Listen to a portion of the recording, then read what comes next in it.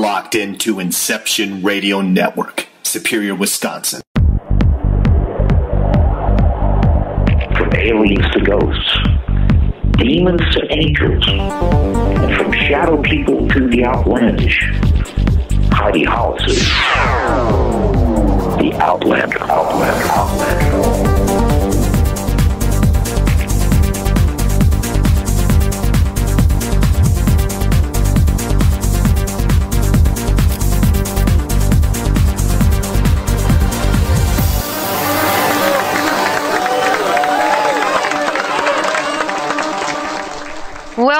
Welcome, everybody, to my awesome Friday evening. You're listening to me, Heidi Hollis, the Outlander. Welcome to the show.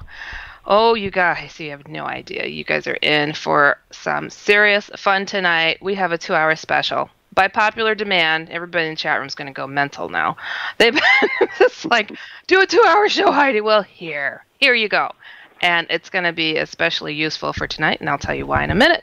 I want to tell you guys, first off, what this show's about, just because a lot of you are still scratching your heads going, I don't know who this chick is, but I'm going to tell you who this chick is. This show is about bringing outlandish topics to the forefront, and I don't care if you've had holy encounters, shadow people encounters, Bigfoot is laying on your couch. I always say, if it's weird, we're here, and so are you. So you're among friends, people. It's all good. It's good, okay? And about me, okay? If you don't know who I am, when it comes to the outlandish, I'm someone who has been there, seen that, experienced it, freaked out, found some answers, wrote about it, got over it, and now I'm hoping to help others do the same thing and understand this crazy world of ours. If you dare to learn more about me, please go to my main website, which is HeidiHollis.com. H-E-I-D-I, okay? A lot of people spell it funky. I don't know why. It's the German way, okay?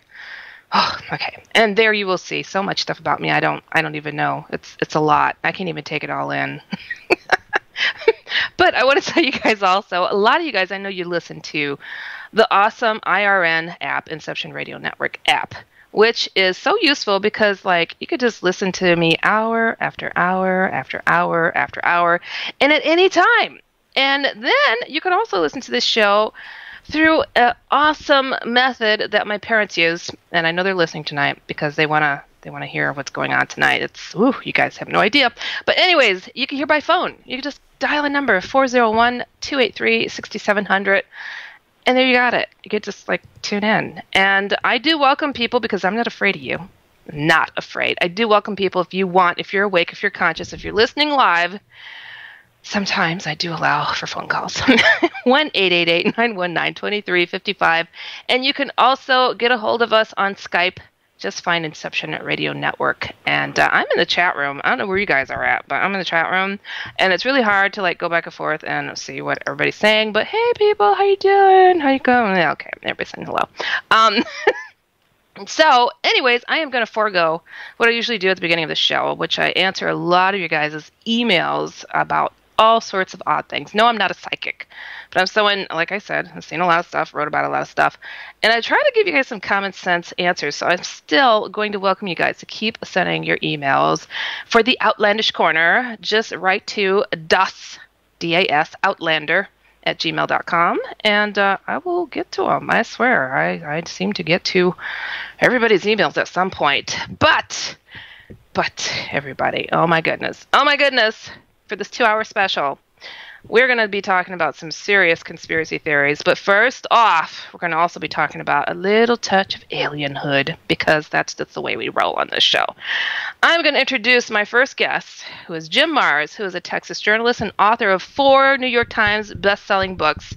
I am so jealous. His latest book, Our Occulted History, concerns the origins of humankind and the possibility of extraterrestrial intervention.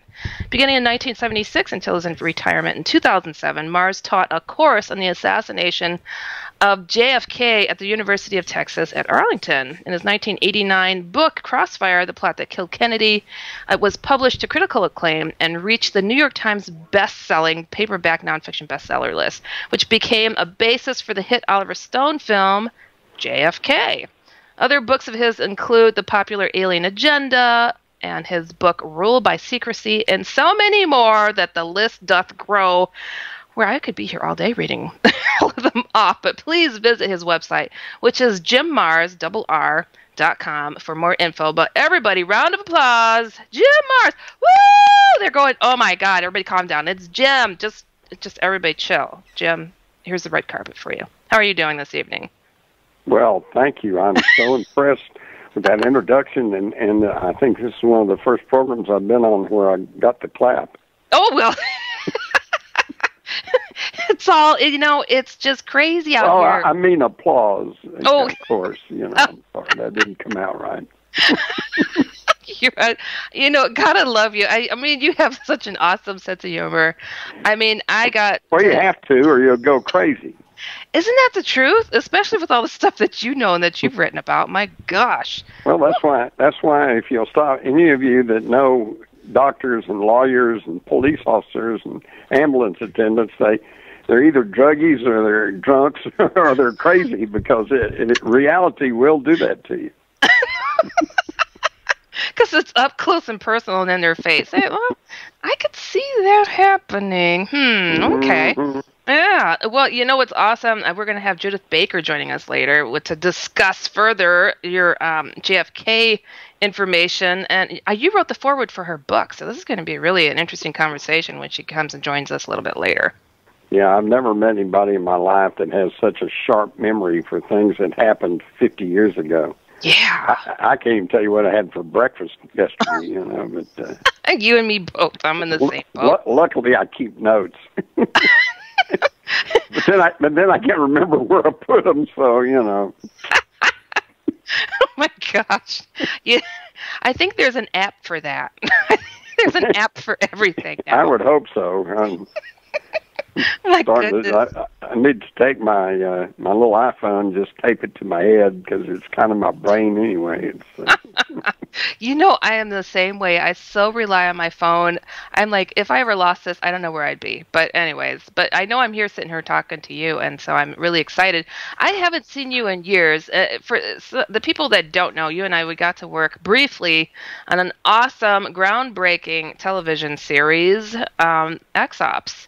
Mm-hmm. And lo and behold, God only knows, I believe the aliens abducted the series. I don't know what happened, Jim, but I don't know. I don't either. Well, I do know in the most general way is they were looking for some sensational, fun, aliens going to get you, and spooky this and spooky that, and build up their listenership. And what we turned out was entirely too real. They didn't want any part of that.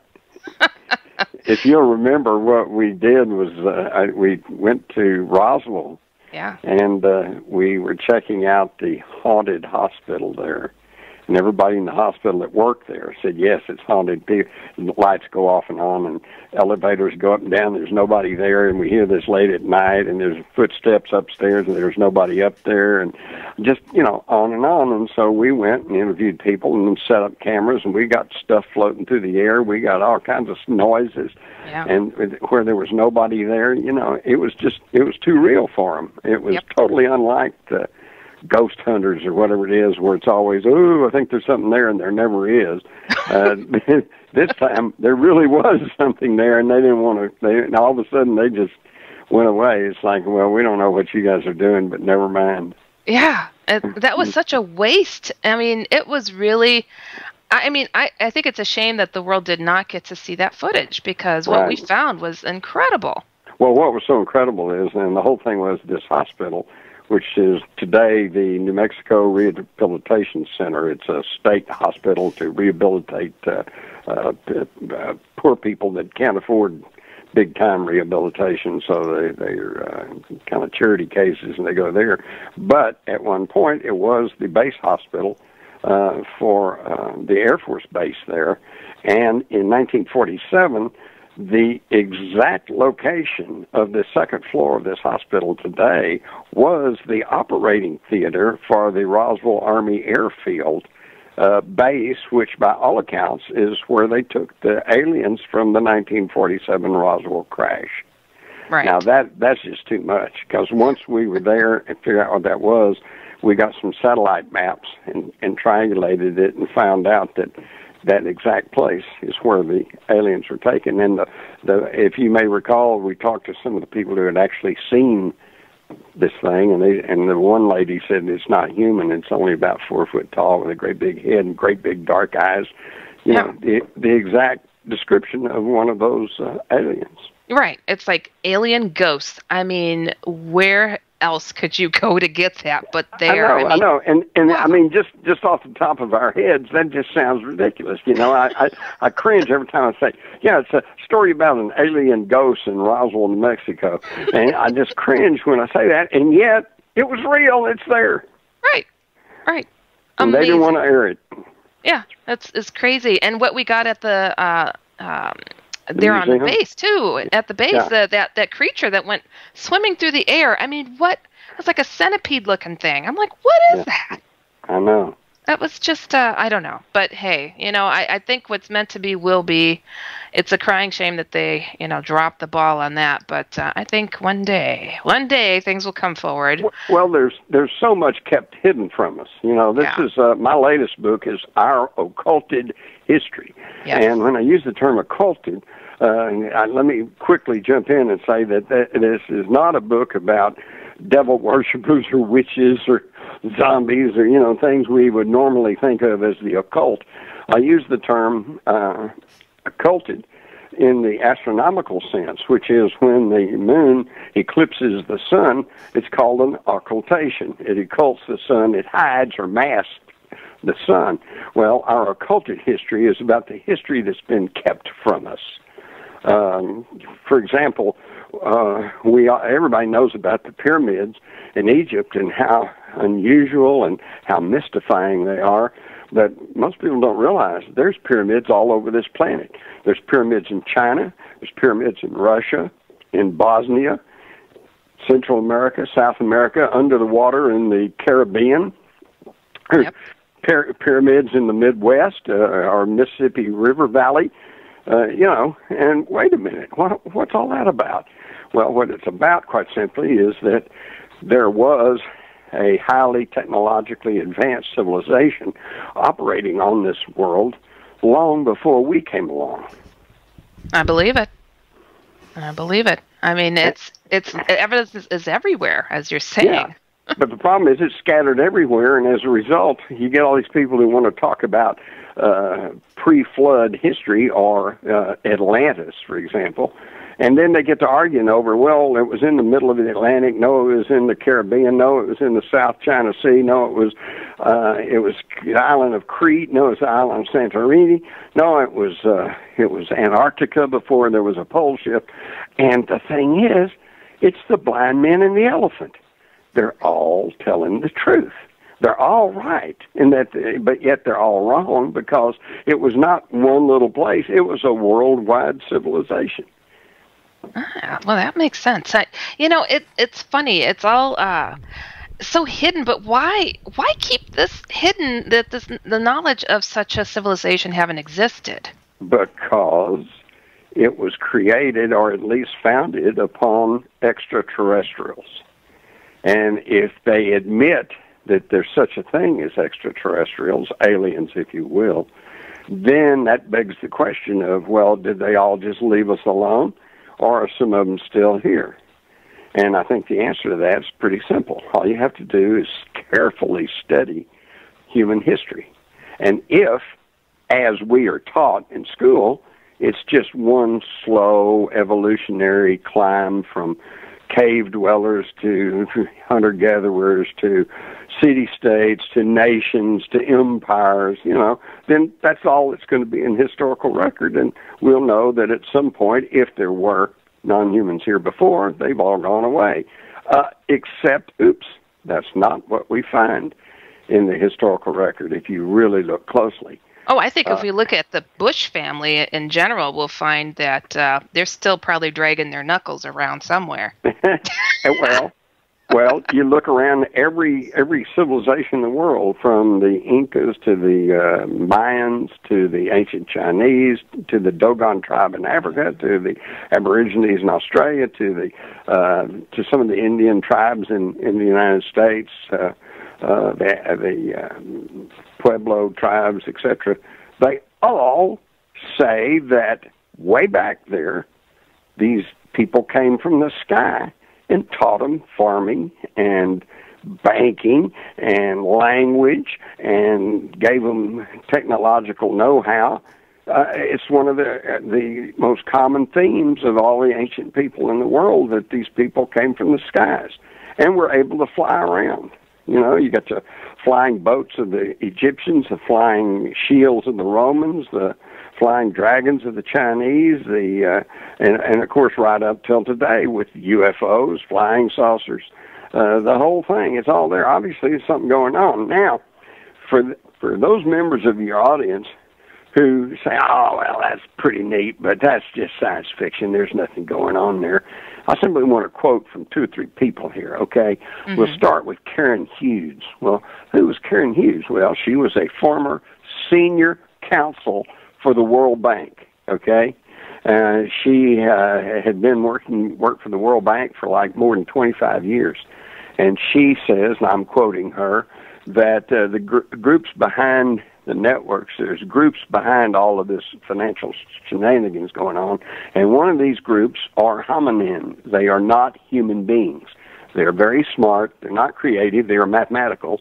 They had a much stronger force in the earlier Ice Age.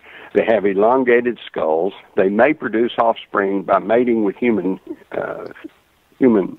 females, but that offspring is not fertile.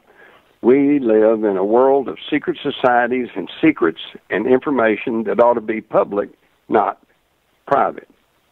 And then I'd also quote a former Minister of National Defense in Canada, Paul Hellyer, who has stated that various alien species have been visiting the Earth for thousands of years and that some can pass for human.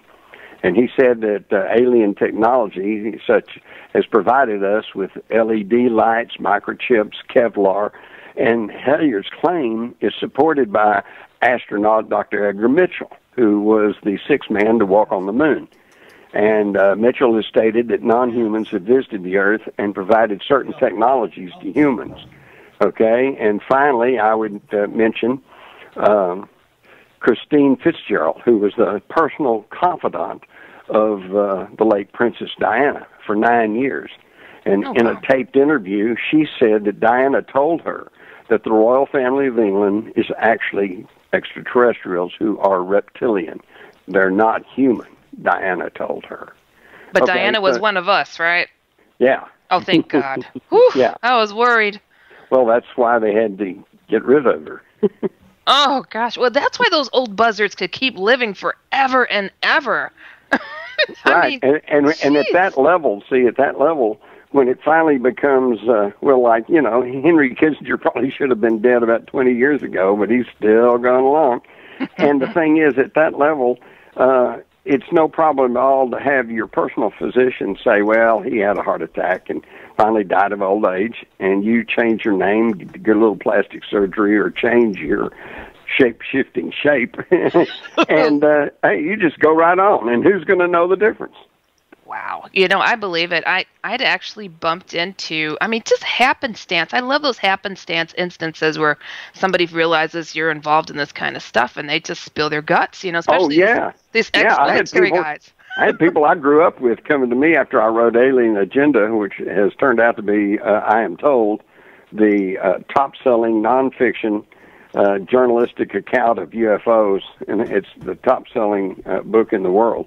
Oh. And I had people coming up to me I'd known all my life, started telling me all these incredible stories, and I said, well, you know, why are you just not telling me that? And they said, well, we didn't want you laughing at us and ridiculing us, and said we didn't know that you were interested in that stuff. Isn't that amazing? I had to get the gentleman that was like, I was part of, the Cheyenne Mountain facility. He was just mentioned it that way, and I was in charge of communicating with them. And it's well known that, you know, the royal family and President Clinton, the Bushes, they're not human. They are reptilian. And, just like out of nowhere, boom, well, okay. And it's amazing to me how, you know, they say that we can't handle this information, but hello, who's working with them? Other humans, and they're handling this information. Exactly. So why not disperse it? Exactly. It's crazy. Well, because they have the attitude that, most of us are just useless eaters. And this is why, in fact, it's a good get on my soapbox here briefly. They think that, and they make no bones about this, they make no secret, that they think the basic problem in the world today is overpopulation. There's just too many people, okay? And they cite pollution, they cite not enough resources, not enough food, water's getting polluted, and all of this is true, okay? But they say the basic underlying problem is there's just too many people, and they want us dead. They want us out of the way, okay? But except I heard this, and I didn't quite believe it, but I've checked, and it's true. The entire human population, 7 billion plus, could live quite comfortably in the state of Texas. What? Okay, yes. For example, in Hong Kong today, now picture Hong Kong, you've got all those high rises, so a lot of people, a lot of people live in apartments. Some people have a lot of money and have maybe a whole floor. Some people have like a little room, a little attic room or something. But the average living space in Hong Kong today is 1,700 square feet. That's not bad. When I lived in apartments, my apartments were generally a lot smaller than 1,700 square feet. So the average living space in Hong Kong is 1,700 square feet. Well, you take that as a criteria, and then you plug in the 7.2 or 3 billion souls on the planet today, and that they could all live comfortably enough in the state of Texas. Well, you're going to have to move I don't over want them coming here. Don't do that. But stay where you are. But you see my point, though. Right. We got a whole planet here. So it's not a question of overpopulation. It's a question of population density. Everybody's jammed into these megalopolises, okay? And these big, huge, sprawling cities like Tokyo and Beijing and Mexico City. And they're polluting the whole place, and they're using up all the energy. And again, see, we're just going about it all wrong. It's because we've had a bad system foisted off on us. Years ago, I was interviewing an energy expert, and I'd kind of gotten fired up on the idea of solar energy tapping into the sunlight, because the way I look at it, if we don't get any sunlight, we've had it anyway, right? So might as well make use of that, and then everybody's got free energy. And this guy, this expert, says, well, he said, that all sounds real good. He said, but that technology is probably 20 years in the future. Well, that was 20 years ago. Here we are. Where is it? It's still not there. But then he explained, he said, look, you realize it would take solar panels, solar collectors, covering the whole state of Arizona to provide enough electricity to power the city of Los Angeles. So I'm a young reporter. I went, wow, okay, I see that. Went off, got thinking about it, and then it dawned on me where the fallacy was in his argument. He had only been trained to think in terms of energy movement, in terms of central generation. What he said was true. It probably would take solar panels covering the state of Arizona to power Los Angeles, but wait a minute, that's for central generation, so you can pipe all that electricity to Los Angeles and charge everybody through the power company. Wait a minute, what if everybody in Los Angeles put solar panels on their roof? Right. You know, then the whole city would be powered, and the reason that they don't do that, quite simply, is because the technology is there. It's off the shelf. There's solar panels. They can make it work. I got a solar system myself. It works like a champ. It's no moving parts, particularly, nothing to break, okay? But the reason they don't do that is because they haven't figured out how to make a cloud come over and hang over your house if you don't pay your electric bill. Even Bill Gates has to pay an electric bill. Even AT&T has to pay an electric bill. We all owe our energy to the power company, and the power company doesn't want to give that up. So therefore, even though we have the technology where everybody could be producing their own energy, they're not about to let that out. Gosh, we are just held down, held back. I've heard of so many different kinds of inventions, almost a conspiracy type of thing of, people coming up with things, and all of a sudden, oh, they're dead. Oh, they're in prison. Oh, it's like alternative energy is just not ever going to be allowed to come forward. Well, that's at the extreme end of it, and yes, that has happened. I could go back, cite you story after story that I've looked into over the years, but usually what happens is that if you invent something that actually works, like the kid who invented a carburetor for a car that could get about 100 miles to 1 gallon of gas, and he took pressed people around, drove up and down, went around for days, weeks. It got reported on. And then they decided, somebody got hold of him and said, okay, we need to mass produce this. So he went and got a lot of investors. They were going to build a plant, and they were going to produce all these. And then the federal government steps in and said, oh, well, that doesn't work, and you're defrauding these people. And this is before they ever had anything, before they would ever test it.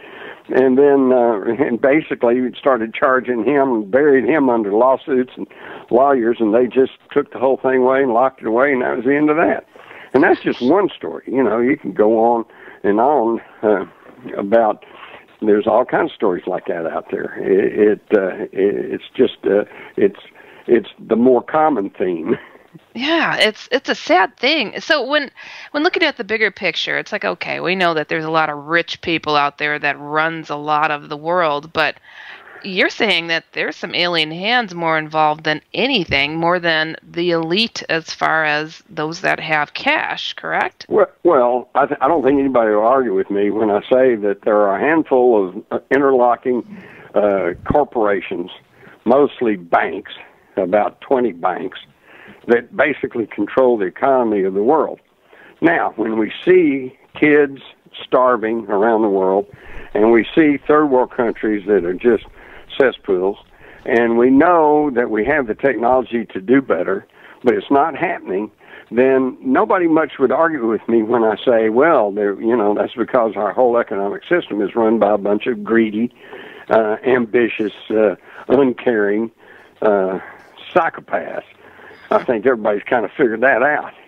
Now, where a lot of people would probably deviate from me is that I say that no matter how greedy you are, if you are running a large multinational corporation, you can't stay in business by doing stupid things, okay?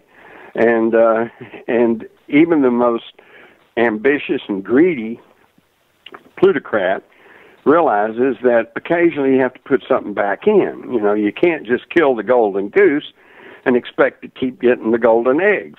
And yet, some of the things they're doing they're killing the golden goose. They're poisoning the oceans. They're poisoning the air. They're spraying us with chemicals. They are unleashing all kinds of genetically modified organisms on us. Can you spell Ebola? Oh, yeah. H1N1, swine flu, you name it. Okay, so wait a minute. See, even the old robber barons a lot of them are very supportive of the arts. I know down here in Texas, in Dallas, Fort Worth, Houston, some of the rich oil people, they came from old farmer stock. They got rich off the oil business, but they knew enough to know that occasionally you have to let the field lie fallow so that you have a bumper crop next year, okay? Well, they plugged a lot of their money back into symphonies and ballets and, all kinds of art endeavors because they were grateful enough that they made all their money off of the local community. But you don't see that today. It's take, okay? And if they're scraping every dollar they can out of the economy. Now, who would do that? Well, it makes me wonder, are they even us? Right. They don't seem to care about us or about this planet. I would say so. I mean, I always say, it's a strange thing for humankind to keep wanting to shoot themselves in their own foot over and over again. It's like, really? Does that make sense to you? Like, they want to make sure we all die off? Yeah, no, it doesn't make any sense at all. No. I mean, there's another power that be out there, and a lot of us are and they want, and that's another thing. See, understand, we're not talking here about political niceties or arguing over some philosophical debate here. These folks at the top of the food chain want you dead, okay? So we're talking self-survival here. Oh, yeah. If you want to survive and you want to have something to hand off to your grandchildren and great-grandchildren, you better wake up and smell the coffee and start doing something right now to correct some of this. Indeed. Well, we got to get to our next break here, but I like that you said food chain. You're listening to me, Heidi Hollis, the Outlander, on the Inception Radio Network, and we'll be right back.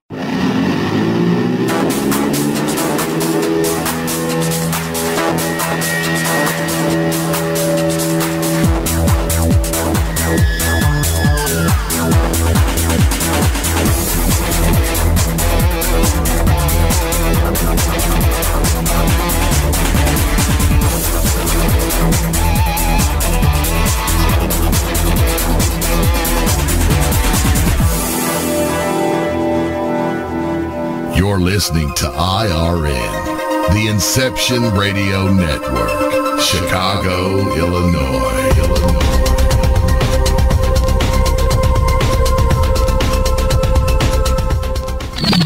You didn't forget what's coming up tonight, did you?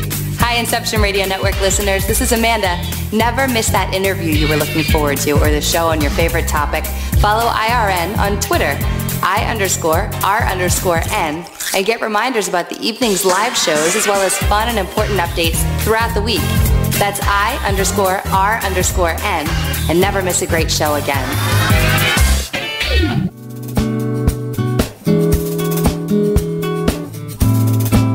Hi, Bob Tarmac for MJ'sHealthyWay.com. Are you into vitamins, nutrition, meal replacements, health shakes, keeping your body in good shape, your internal engine going? Boy, do I have a perfect place for you. MJ'sHealthyWay.com. They offer the best service and products, and they'll tell you anything you need to know about any product they have to offer. I get all my vitamins, meal replacements, shakes from MJ'sHealthyWay.com. That's spelled MJSHealthyway.com. There's so much more at the website. Go check it out. MJ'sHealthyway.com.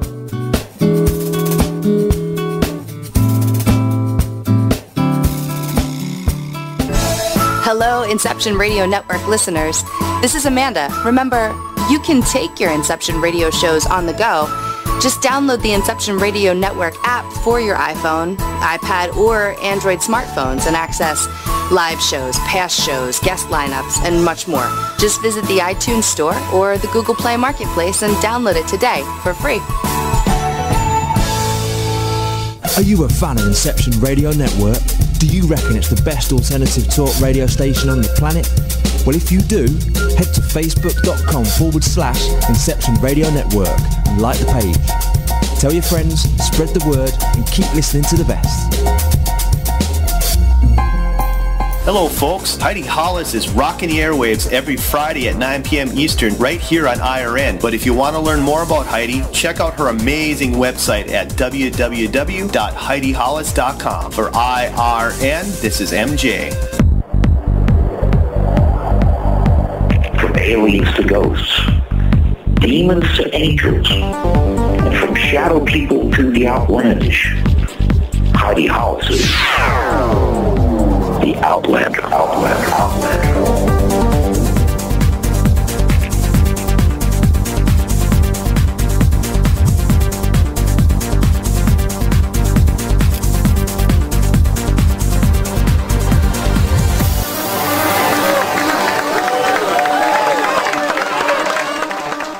Welcome back, everybody. You're listening to me, Heidi Hollis, the Outlander. Remembering always, if it's weird, we're here, and so are you, so stop staring at me, okay?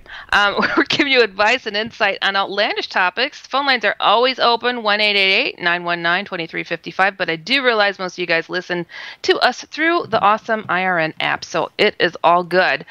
In the first part of the show, I was talking to Jim Mars, who has a brand new book out, Our Occulted History, and we're talking about, who really rules this planet.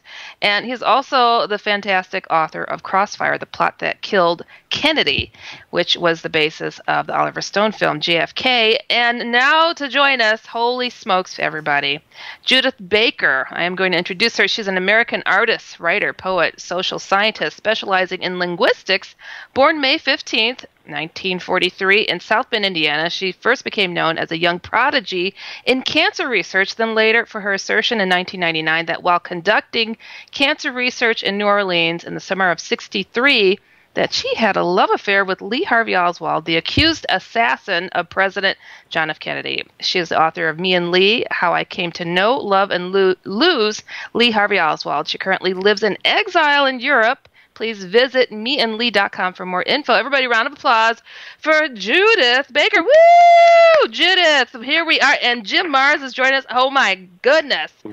Unbelievable. I'm just blown away to have both of you because you both, I just think both of you are fantastic. Jim's kind of fun.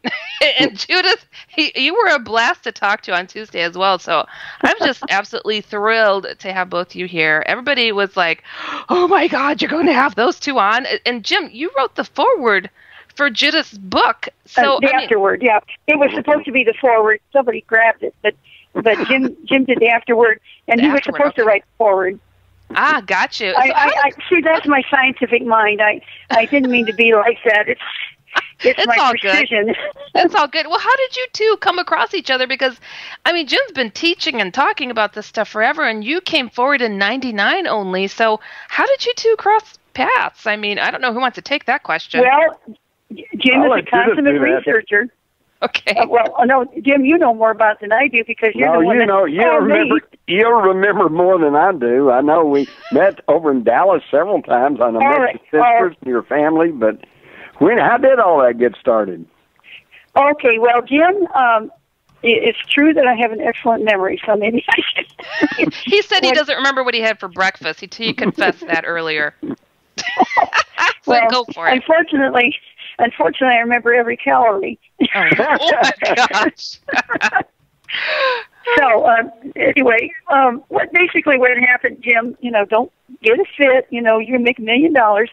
This is a tragic story. It'll show your love affair and how he liked you, and he went on and shot Kennedy. And I told him where to go, and I usually am the lady, okay?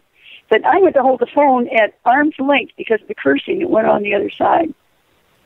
So anyway, Jim was looking through all this, and I don't think he's thinking, I don't know what you were thinking at first, Jim, but I enjoyed your company. And then all of a sudden, we were talking about Lee's attempts, as I was saying, to save Kennedy's life. And if you think it was hard to save his innocence back in 1999, people had just about given up.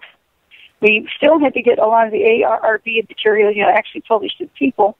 And the researchers I was working with, Martin Shackelford didn't even believe the Zapruder film was altered. So, I didn't know what researchers I was working with, trying to show them my information. And they were saying it's probably too late, maybe you ought to give it up. And all I could think of was, I got to do this for Lee, I promised, And so Jim asked the important question.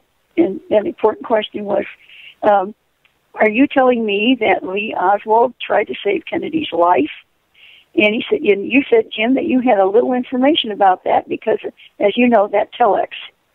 And I said, and then when I told you I knew all about the telex, and that was November 17th and Sunday, and I tried to call Lee, and he didn't mention the telex. He said he had actually sent a warning that there had to be the telex, to the FBI. Well, so we got to talking, and then you said something very interesting. You said, well, what do you mean when he said he was going to try to save the president? I said, well, he told me he was part of an abort mission. And you just about jumped out of your chair when he said that, And Jim, you want to tell why? I know you can go on from there. Yeah, that's true. That really got my attention because the only other person, well, actually there were two people that I had met who mentioned that they had sent an abort team to Dallas to try to prevent an assassination. And one of those was James Files, who I interviewed in Joliet Prison who has admitted that he took a shot from the grassy knoll, working for the Chicago mob and the CIA, and is still alive and should be carefully investigated. I didn't know that. You didn't know that? I didn't know Jim Powell to that. No, I didn't know that. He mentioned this abort team, and then Tosh Plumlee, who flew Johnny Roselli, the mafia chieftain, into Dallas the morning of the assassination, said that they were on a military flight, and that he understood that they were bringing in he was a pilot or co-pilot, I think, and he said they were bringing in an abort team.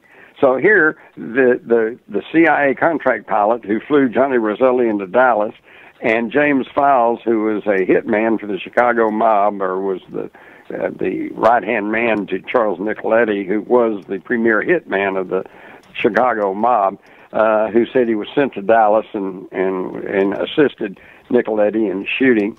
And, and they both mentioned the abort team, and then you tell me that Lee told you about an abort team. And so that was just too much. I might also point out that when I first heard your story, I had already pretty well come to the personal conclusion that Lee was innocent, okay? Or if not totally innocent, he certainly didn't act alone, that he was part of a whole conspiracy.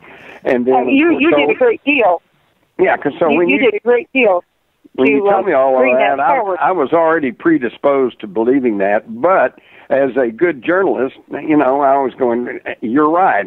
In the back of my mind, it's like, well, is she just making all this stuff up, But I'll tell you something. When you trotted out all those bus transfers and the Riley Coffee Company paycheck stubs, yeah. and how about Standard Coffee Company? Nobody knew he worked for Standard at that time.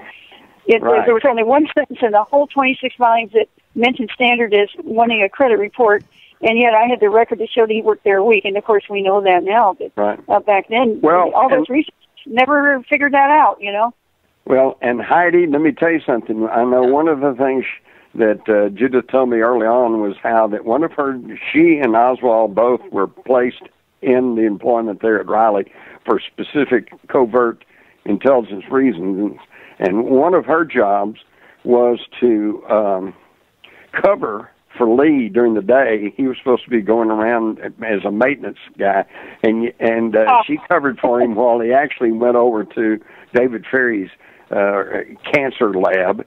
And also Guy Bannister's too early on. It was first with Guy Bannister, and then as soon as the kids got out, So I'm wondering, well, is there any way to prove this? So I went back to the Warren Commission volumes. I have the entire set, and I found the testimony from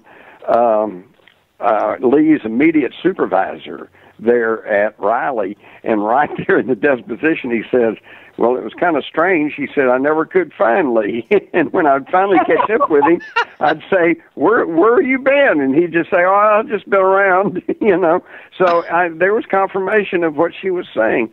And, of course, they both got hired on the same day and fired on the same day, so that shows you something else was going on. But, hey, let's cut to the chase here.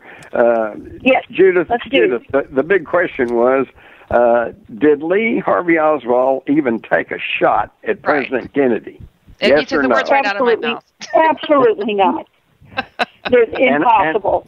And I believe that's true because, number one, less than an hour after he's arrested, they put paraffin on his hands and his face to see if there's any gunpowder or nitrates.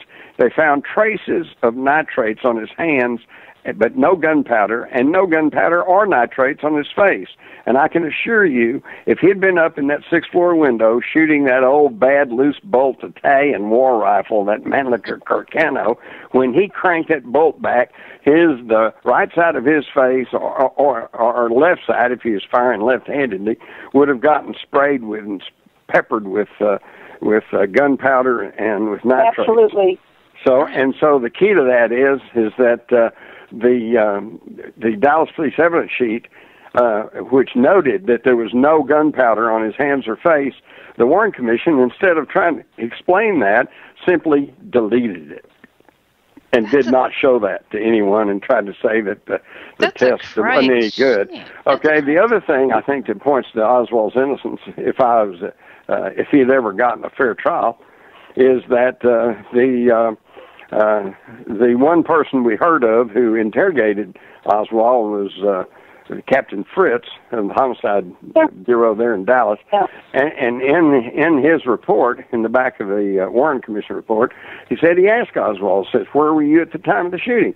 And Oswald said, "Well, I was in the downstairs lunchroom eating my lunch." And he said, "Was there anybody in there with you?" He said, "Well, there was these two colored boys," which was the terms of the time. He said, "and one of them's name's Junior, and the other one says, I don't really know his name, but he's kind of That's exactly what he said. That's right. You know, and so, yeah, Junior Jarman and Harold Norman, short and squat, were indeed eating their lunchroom in the downstairs lunchroom prior to going back up on the 5th floor and being photographed. You know. So how does he know? So how does he know? How does he know? Yeah, how does he know they're there, and how does he describe them if he hadn't been there to see them? Yeah. So how did he get shoved forward as being the shooter? I mean, did everybody step backwards while he stood there? I mean, what happened? Okay, you got to understand, he was not total innocent in the whole thing. He was involved, but he was involved thinking he was reporting back to the FBI and possibly the CIA and the government, and trying to tell them that he had infiltrated this plot to kill Kennedy, and he was trying. There was a letter sent to the Dallas police about a week or so before the assassination, warning that they needed to tighten security because there was a plot to kill Kennedy, and it was signed by A.J. Heidel, which was Oswald's alias. Okay. Alias, yeah. Yeah, and then we also know. You know, that I just want to say that Heidel never meant Fidel, as Marina said. Lee told me it meant Hyde Lee. It's backwards, see? Interesting. Yeah. And we also know that earlier, several weeks earlier, there apparently had been a plot to kill Kennedy when he visited Chicago.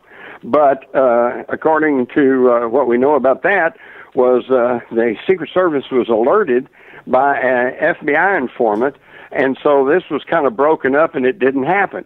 I mean, we don't know who the FBI informant was other than Abraham Bolden, the first black Secret Service agent, said he understood that the name of the informant was Lee.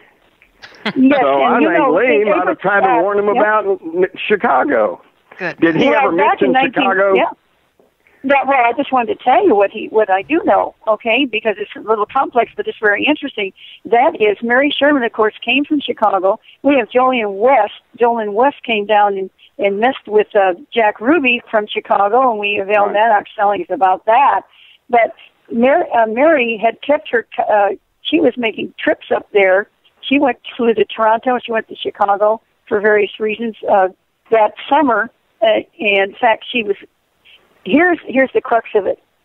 Lee was in contact with enough people to understand that something was coming. He had enough contacts that he knew about the situation in Chicago.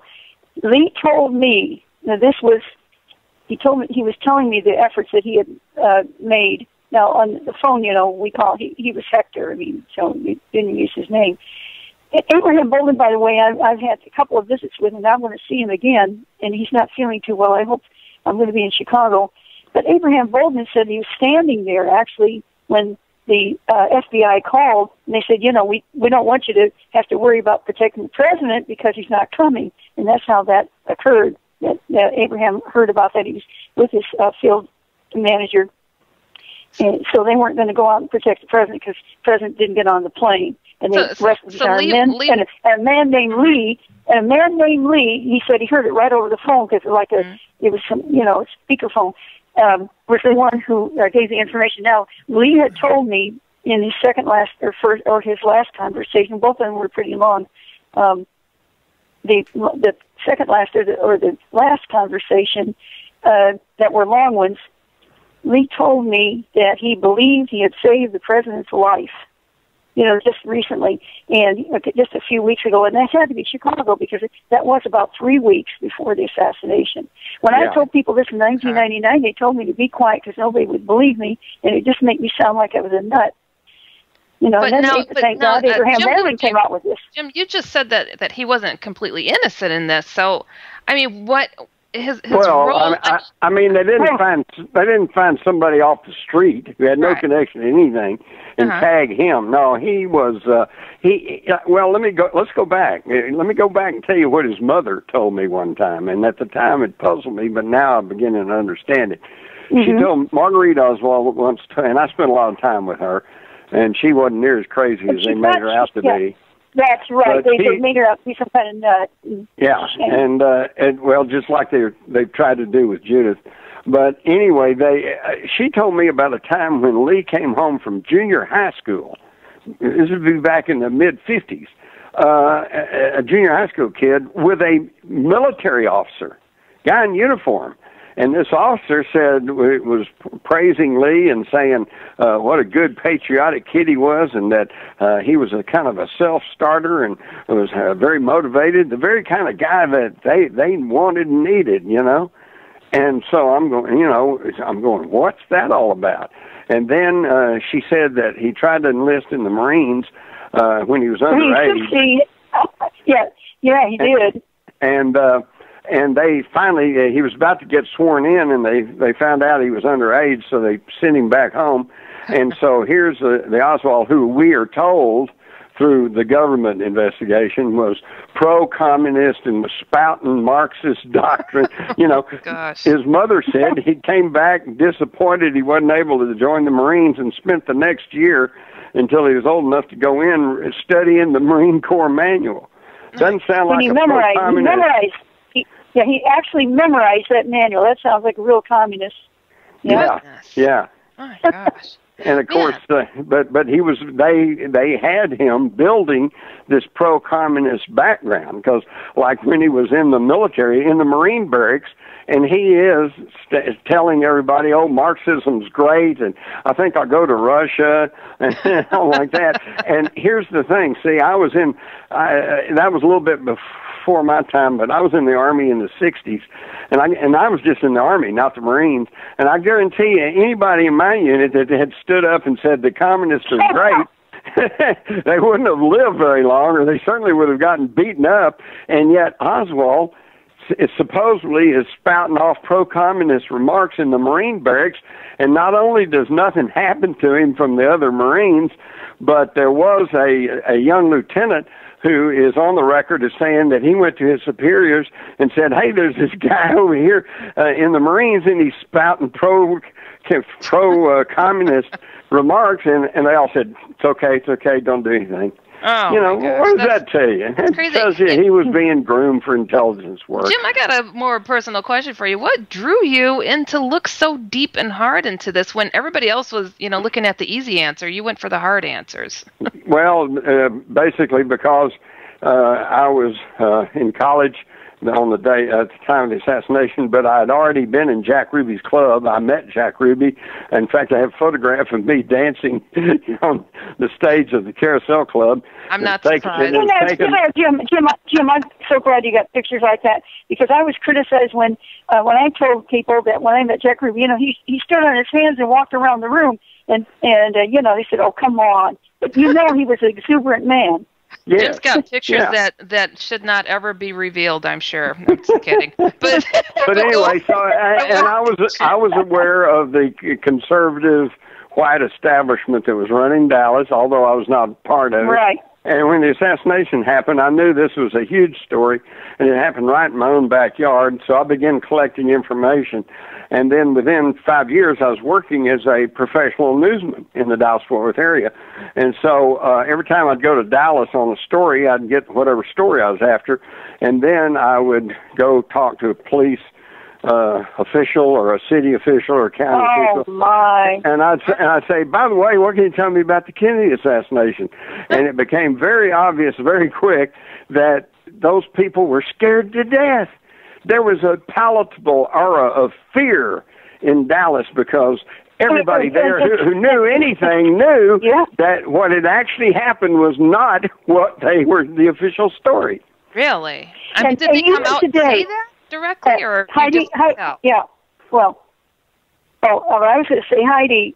Even for me, it was just that several people have come forward to me privately in New Orleans, said, I've seen you with Lee Oswald. I know that you guys were really close, but they're still afraid. They won't speak out, you know?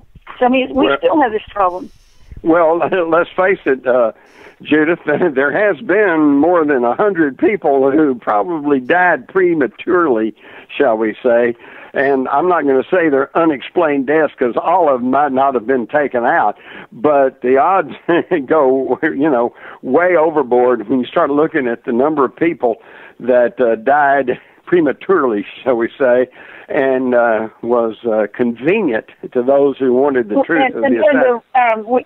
We're going to have Richard Charnon, as well as he can do from Skype. We must have him. We're going to have the JFK Assassination Conference on the 22nd, 23rd, 24th. Oh, Jim, we've got such a great lineup now. I've got to send you the update. And I'm so glad you're on board. That sounds exciting.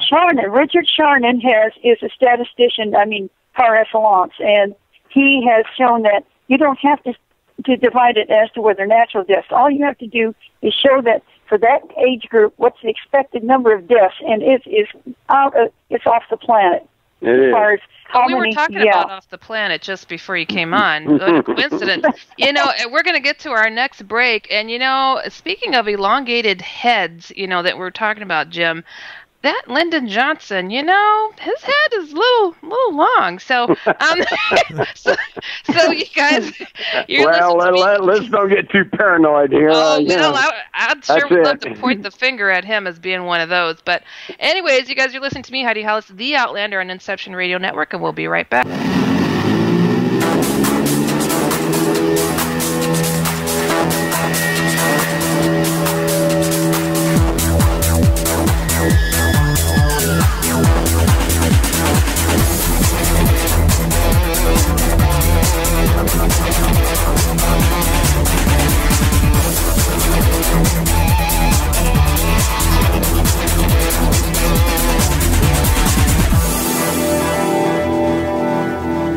You're listening to IRN, the Inception Radio Network, Chicago, Illinois.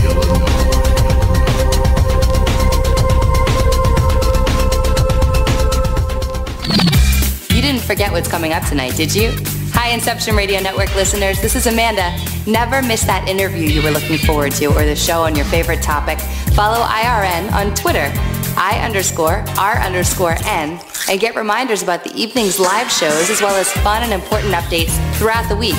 That's I_R_N, and never miss a great show again.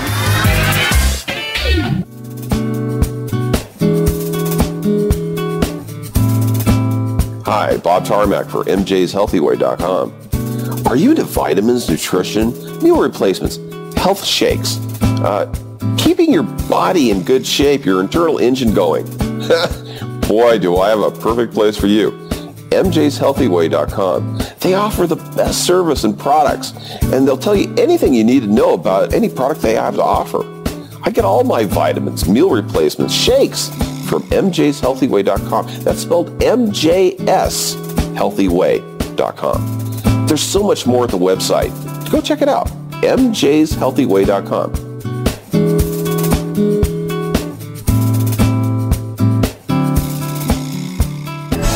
Hello, Inception Radio Network listeners. This is Amanda. Remember, you can take your Inception Radio shows on the go. Just download the Inception Radio Network app for your iPhone, iPad, or Android smartphones and access live shows, past shows, guest lineups, and much more. Just visit the iTunes Store or the Google Play Marketplace and download it today for free. Are you a fan of Inception Radio Network? Do you reckon it's the best alternative talk radio station on the planet? Well, if you do, head to facebook.com/Inception Radio Network and like the page. Tell your friends, spread the word, and keep listening to the best. Hello, folks. Heidi Hollis is rocking the airwaves every Friday at 9 p.m. Eastern right here on IRN. But if you want to learn more about Heidi, check out her amazing website at www.HeidiHollis.com. For IRN, this is MJ. From aliens to ghosts, demons to angels, and from shadow people to the outlandish, Heidi Hollis is the Outlander.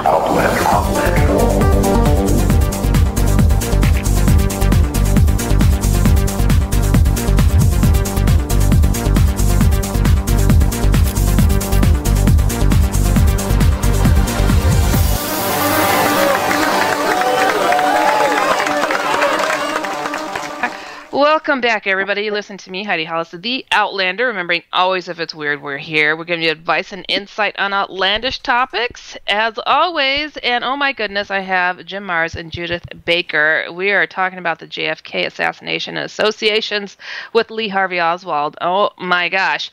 You know, I'm just in awe, and I'm listening, I'm taking it all in, and it's like, you know, you guys are amazing as far as, you know, the information that you have between the two of you. You know, I wanted to get in a little bit into why and who may be behind the whole assassination plot. Well, I can tell you who's guilty. Yeah. Oh, let's go there. Hey. Okay, all right, let's jump right to it, okay?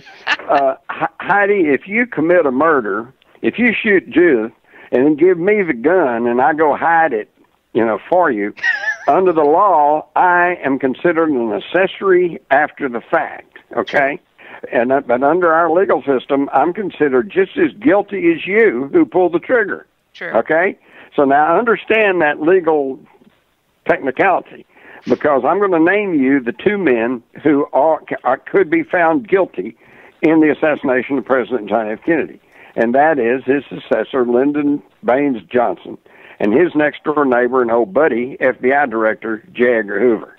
Now, good. I'm glad you mentioned both of them. Now, here's the thing. Can I prove that those two men orchestrated or ordered the Kennedy assassination? No, I cannot.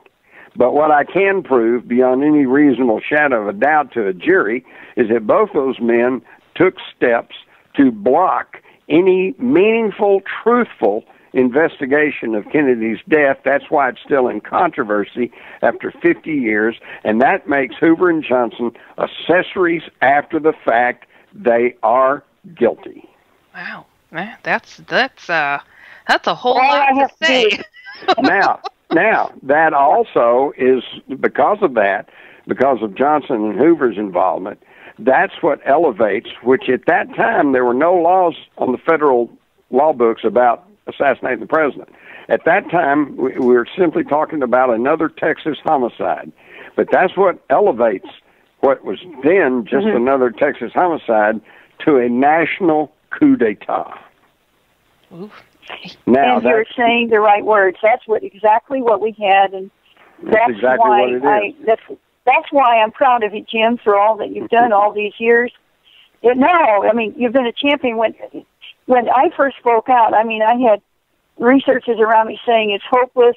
That's changed. We've persisted, and even though we have the media still, you know, bleating like sheep, what we do have are the young people. And, you know, last year when you had all those specials, we had 39 TV specials. My friends over in California counted them. 38 of them said Lee Oswald did it. Only the Travel Channel had you on it, if you remember. And that was where we test fired from behind the fence and showed that you could see what happened. You know, it was on national TV. That little test should have been done in 1963 or 4. But of course it should have.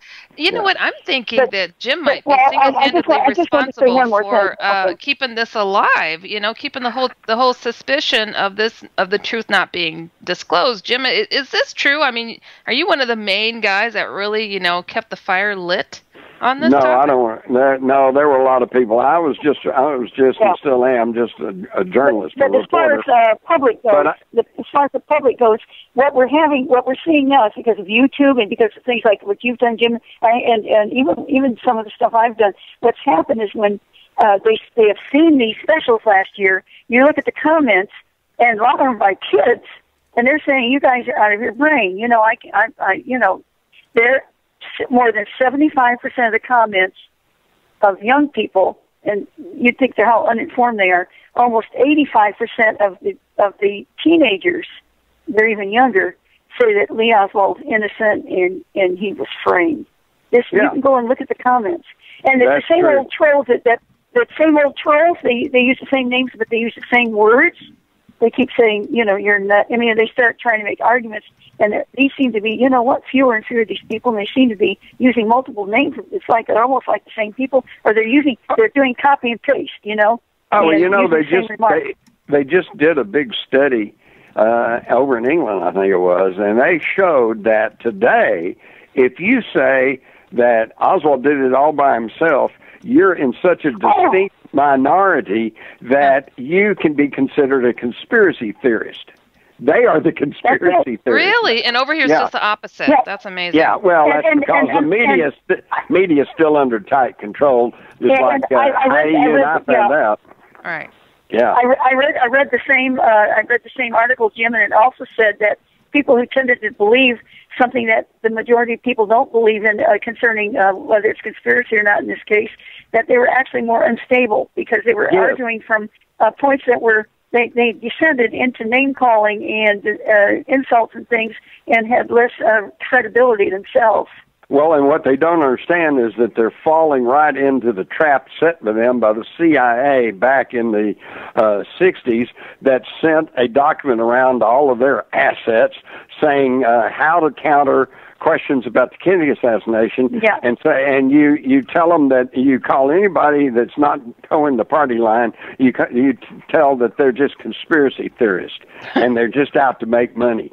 And so, you still hear these arguments being advanced today, even though... Well, they're obsolete. I mean, people don't believe that anymore. The government has lied often enough now that it's obvious that... Well, what I say to my audience is, I'm going to 31 cities, Jim. This is because of Facebook donations, people donating and saying, look, I'll buy you a ticket, come to my town. And it's been the most incredible thing. But when I tell these people, I say, you know what? If you really think that this country has given you the right answers for everything, raise your hand if you believe everything the government tells you. You know what? Back in the 60s, you would have people raising their hands. Not anymore. Right. That's true. So now that we've got, the names, we got Johnson, we got Hoover, what is the reasoning behind their actions to take them out? Okay, to begin with, for those two individuals, it was saving their career.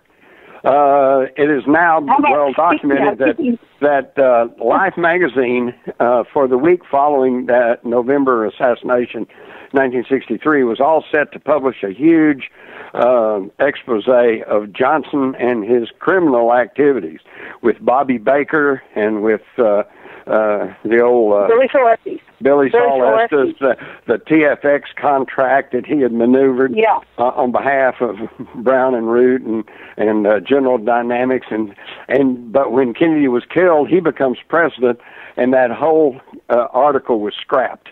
So all of a sudden, he's the president, he's in charge, he appoints the Warren Commission to tell him what he wants to hear, and Hoover, it had already been said that the Kennedys were going to force Hoover's retirement because he had reached the federal mandatory retirement age.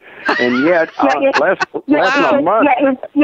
In 2 years, he'd be 70, something like that. Yeah, and less than a month after the assassination in January of 1964, Johnson holds a press conference in the Rose Garden, praised Hoover for his anti-communist activities, and appointed him FBI director for life, and absolved him of the federal retirement thing. So they both got to keep their jobs.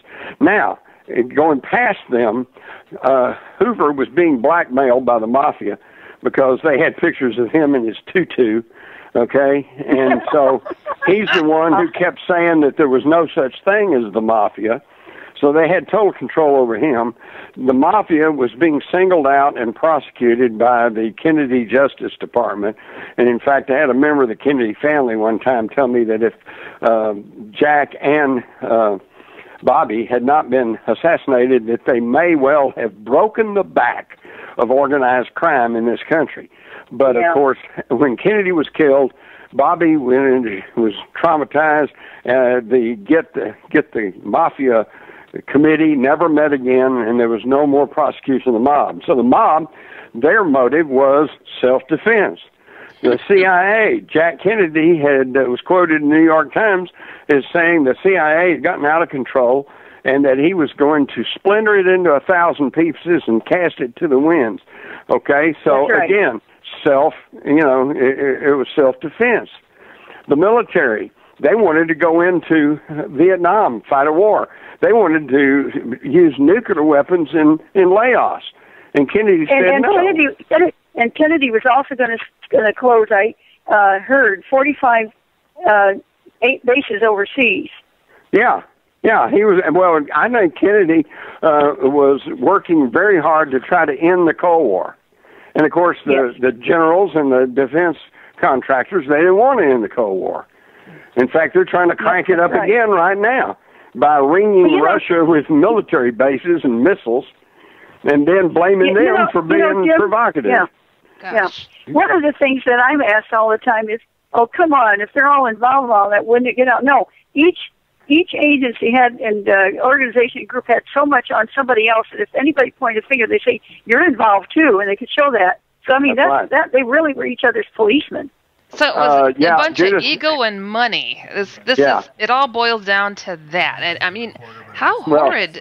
It's what I heard years ago was that the mafia chieftains were approached and offered a contract, would you take out the president? But they were not stupid. So as I understand it, the deal was that, yes, we'll take the contract if there is also involvement by government agencies like the FBI, the CIA, U.S. military. And now, see, they've kept the researchers off balance all these years by everybody fighting with each other over, was it the mafia? Was it the anti-Castro Cubans? Yeah. Was it the military? Was it the FBI? Was it the CIA? When the answer was, yes. It was all of them. All of the above. That's right. And I can tell you where the nexus was. So that cartoon is right. Yeah. I can tell you where the nexus was. It was in Operation Mongoose, which was the secret war against Castro, and involved elements of the anti-Castro Cubans, the CIA, the FBI, the military. Okay, there they all were. And all they did was they sent some of these assassins that they were training to go to Cuba, they sent them to Dallas. And what are the odds, Judith, that you had a little hand with, in the operation against Fidel with your research? Yeah, well, that's right. And that I was assigned to make cancer more deadly. I have a book that's coming out. It's David Ferry. David Ferry, Mafia pilot, and it goes into some of these details like Mongoose and everything that have really not been, and not that I analyze them. I just show how they show up in David Ferry's life, for example, and how people, believe that David Ferry wanted to kill Kennedy. Well, that's what he felt right after the Bay of Pigs. As a matter of fact, he was speaking before 70 retired military officers. This is very important because people wonder how he got involved in any of this and why it's important. But those officers, when they heard him say that Kennedy ought to be shot, he said he was just joking. This is right after the Bay of Pigs, and Dave was very upset because some of the people he trained, the young people, they've been killed and tortured. Right. And I think we should also mention that that's the name of your book is David Ferry, and I wanted people to understand. David Ferry, Mafia pilot, right? Right, and I want people to understand too what I mean by your cancer research and having to do with Operation Against Fidel Castro. If you could just mention briefly what it was that you were involved in exactly with that. Yeah, well, I want to finish this one thing, and I'll mention that. Thank you very much. Mm-hmm. Because David Ferry had said these things, but later he found out the truth. He found out about the treachery of the generals, their treasonous behavior, and so on. And being an Irish Catholic and all, he really did look into it, and he had voted for Kennedy and so on. Now he realizes that he has been invited into groups that are seriously considering killing Kennedy, and they have these retired generals and so on. They have big connections, and so Dave keeps his mouth shut. He pretends that he really hates Kennedy, but he has changed. And this is the baseline why Dave and Lee Oswald were getting along on this thing. Now, we're trying to kill Castro, but remember, the same people who are trying to take out Castro had this organization that could be easily switched to kill anybody. And, of course, they were practicing on all kinds of heads of state all throughout Central and Middle America, South America. Your banana republics were getting a big dose what it's like to be on the wrong side of approval of the United States CIA. Okay. I was brought into that, and I was innocent, and I had connections, though, that, of course, if you read the book Me and Lee, you'll realize that accidentally I got in on the wrong side of things, and it was too late by the time the doctors got back. And the whole set of coincidences, from my speaking some Russian to the fact that I worked for a couple hours a day at the Royal Castle there down in New Orleans. It wasn't in New Orleans. It was right across from the Town and Country motel. That's where Carlos Marcello's offices were. Right behind that building. And here, Bobby Kennedy is surveilling that. He's got his people over there. And Lee Oswald seeing me come over there every morning. And, I mean, it's way out of town. And then I'd only worked there 2 hours. He didn't know I was just trying to make a little cash on the side. And then a waitress had worked there, and she had to move to town, and she let me have her job in the morning for the morning rush so I'd have a little money. Well, all these things, they thought I was really involved deeper than I was. I didn't know a darn thing that Kennedy's surveillance team was there watching Carlos Marcello. So Lee sees this and many other things and thinks I'm really involved. And this just opened my eyes to the depths of the whole operation. It was massive, and Bobby Kennedy trying to keep it Marcello. Yeah. Right. And your cancer research was part of an attempt on Fidel Castro's life, correct? Yes, it was, and it was logical. Right now, I just had an interview where they said they believed only 8 plots had been revealed by the CIA against Castro. That's the silliest thing I ever read. I don't think you can count all the attempts and ideas they tried to get. Give them cancer. What's your research? That's crazy. Yeah, you have a diving suit that's laced with botulism, but somebody has to give them the diving suit. The beauty about the other one is that a technician could actually place cancer cells inside a hypodermic needle, and nobody'd ever know it. Just because you get a bottle out of the refrigerator that says penicillin doesn't mean that's what's in it. So, there's so many different ways. Yeah. That's so true. Well, hey, Jim, let me ask you this, since I have the opportunity. Do you have any reason to believe that this Ebola threat has been weaponized, has been genetically altered? Yes, Jim. Jim, as you know, I've kept up with the virology and oncology, with cancer research and everything. I always hope somebody will put me in a lab so we can get it cured instead of just making lots of money off of treatments. Right. And I just like to say this: Ebola is a trilobe virus. It's ciliated, but cilia are like dreadlocks. Think of it as a big mop that wipes.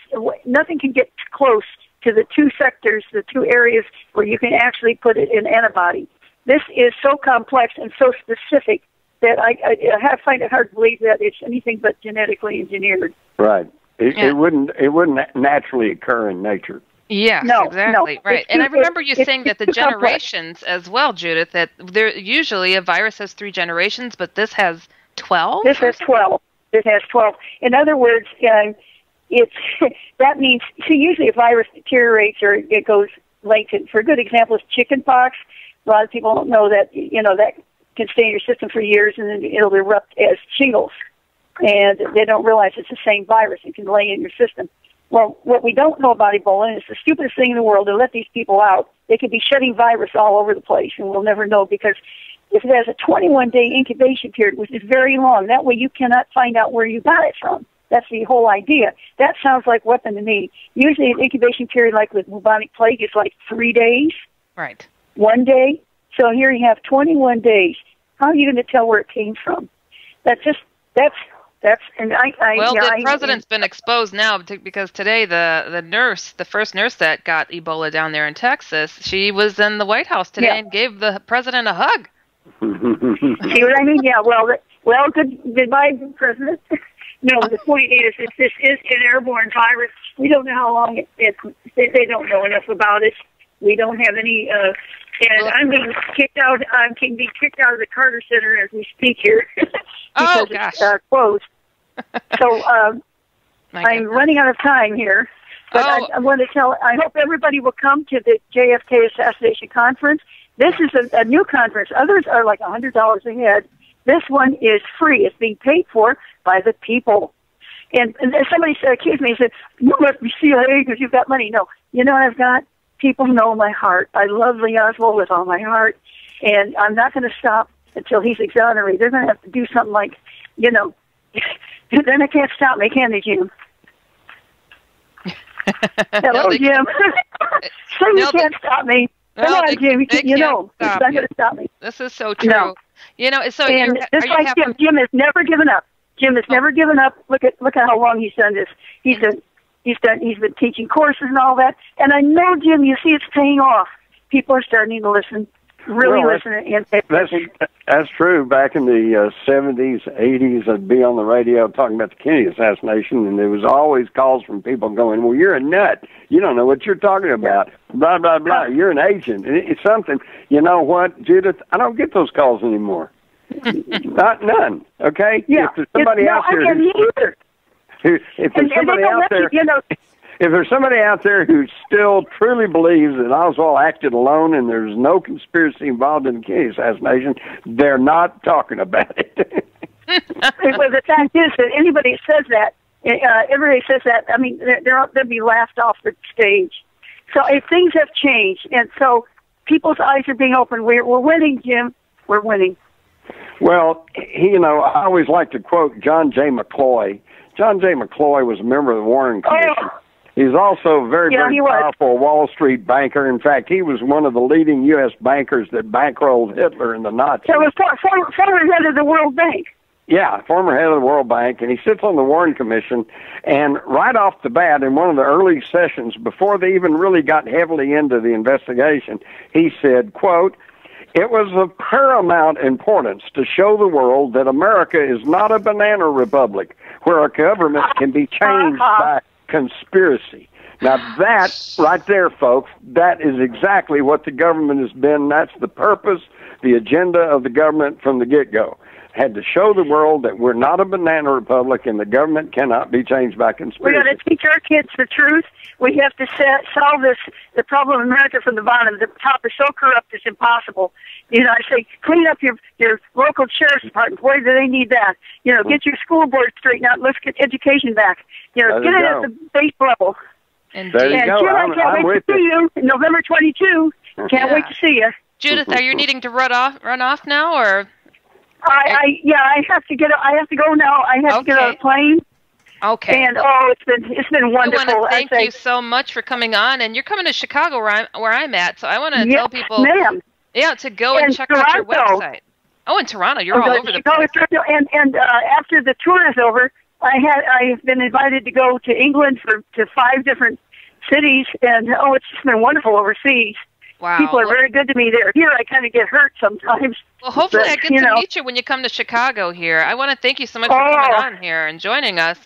It's a thrill, and to be able to talk to Jim, especially. I haven't talked to him for a while, and it's just great to hear his voice, and yours too. I'm glad to be on again. Thank you. Yes, thank you so much, Judith. So I'll tell everybody to go to your website, leeandme.com. Will there be information on where you're speaking? It's me and Lee, and then David Ferry Mafia Pilot. And again, November 22, 23, 24, it's Dallas, Arlington. Ours is free, or you can go to the one that's $100 a head, where it's on for 1.5 days. Ours is on for 3. Wonderful. And we have wonderful people like Jim Waters are going to be there. Love it. Oh, gosh. Well, Judith Baker, I want to thank you so much for coming on. Myself and Jim are going to keep chatting it up a bit. So have a safe trip, and I hope to meet you over here in Chicago. Thank you. And bye, Jim. Bye, Heidi. Bye. I'll see you on the 22nd. Sounds good. All right. Take care, Judith. Take care. Okay. Bye. Bye-bye. Oh, my gosh. She's fantastic, Jim. Yeah. That's true. That's true, isn't it? Oh my gosh, she's just loaded full of information. I didn't know if she was able to stay for the whole time or not. I wasn't certain, but I'm glad that we had the time that we did and to reunite you guys. How long has it been since you last spoke? It's been face to face. It's been quite a long time. Yeah. Oh my gosh. So hey, but you've talked on the phone, but you guys are going to speak together soon. Yeah, we're going to be in Arlington. That's awesome. My goodness. She's, the information, it's like the topic of JFK's assassination is just something that just never seems to leave the American conscience. It's just always there because we just know something isn't right. That's right. You know, and I think we owe a lot to people like yourselves who have really put themselves out there and really kept going no matter what, you know, others said. So, I mean, I really applaud you for your efforts, just as Judith was saying, because, you know, imagine having such a close relationship with someone that you know didn't do what they're being accused of. And I just can't imagine that kind of agony. Well, I think that's part of my thing. I tried to say this a while ago, and I think we went off in another area. Yeah. I don't really count myself. I'm just a reporter. I report on things. There are people in the Dallas-Fort Worth area particularly, and then eventually all over the place. Mark Lane comes to mind.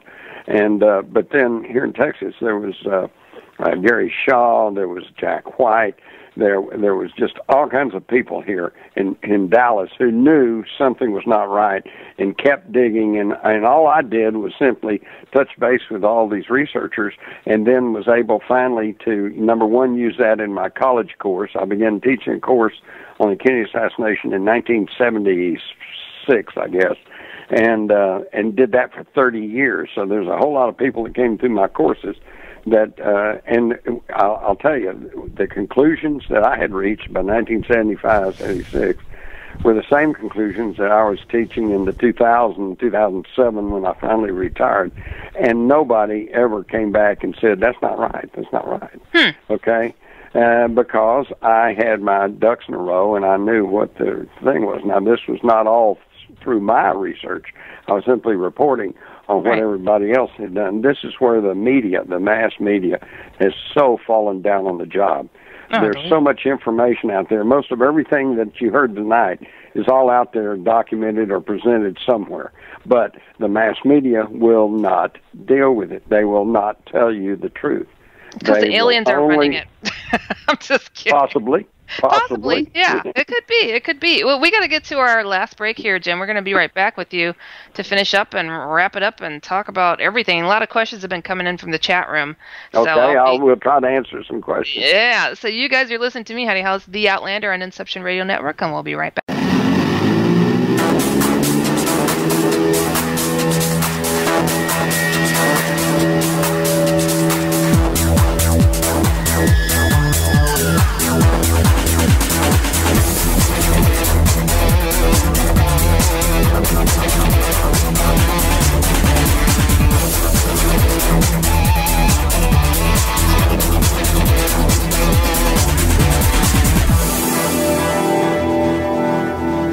You're listening to IRN, the Inception Radio Network, Chicago, Illinois.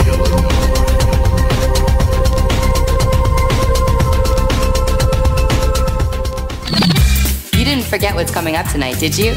Hi, Inception Radio Network listeners. This is Amanda. Never miss that interview you were looking forward to or the show on your favorite topic. Follow IRN on Twitter, I_R_N, and get reminders about the evening's live shows as well as fun and important updates throughout the week. That's I_R_N, and never miss a great show again.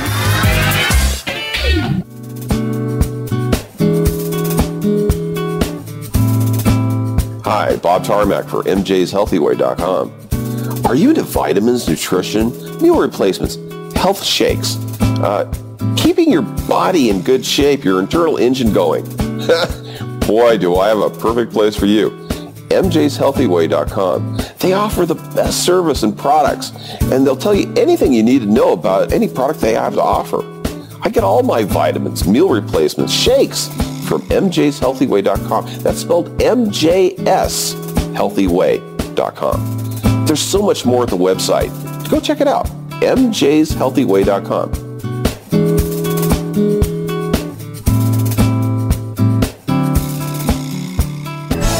Hello, Inception Radio Network listeners. This is Amanda. Remember, you can take your Inception Radio shows on the go. Just download the Inception Radio Network app for your iPhone, iPad, or Android smartphones and access live shows, past shows, guest lineups, and much more. Just visit the iTunes Store or the Google Play Marketplace and download it today for free. Are you a fan of Inception Radio Network? Do you reckon it's the best alternative talk radio station on the planet? Well, if you do, head to facebook.com/Inception Radio Network and like the page. Tell your friends, spread the word, and keep listening to the best.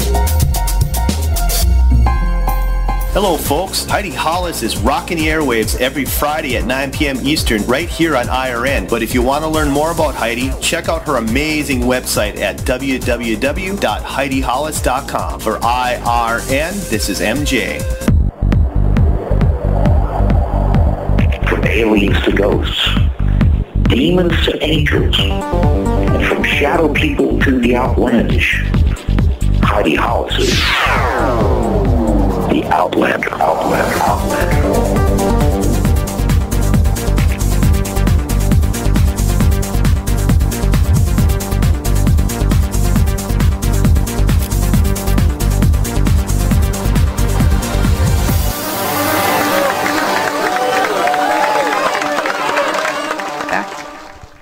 Welcome back, everybody. You're listening to me, Heidi Hollis, the Outlander. Remembering, always, if it's weird, we're here. And we just said goodbye to Judith Baker, who is the girlfriend of Lee Harvey Oswald. And we have Jim Mars here, still hanging out with us, just having a good old time, Texas style.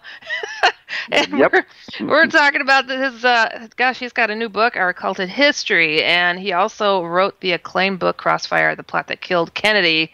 And my goodness, you've written tons of books. I can't even go down that list. It's too huge. So, I wanted to address that. Well, you really need to mention the rise of the Fourth Reich, because we are the Fourth Reich.